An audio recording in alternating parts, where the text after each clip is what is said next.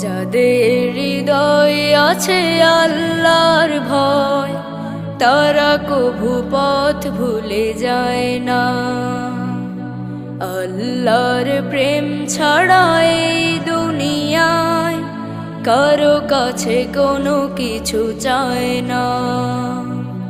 দিন কায়েমের পথে যারা অবিচল, তারা হলো আল্লাহর প্রিয়জন। বাতিলের কাছে যারা হার মানে না, সংগ্রাম করে যায় আমরণ। দিন কায়েমের পথে যারা অবিচল, তারা হলো আল্লাহর প্রিয়জন। বাতিলের কাছে যারা হার মানে না, সংগ্রাম করে যায়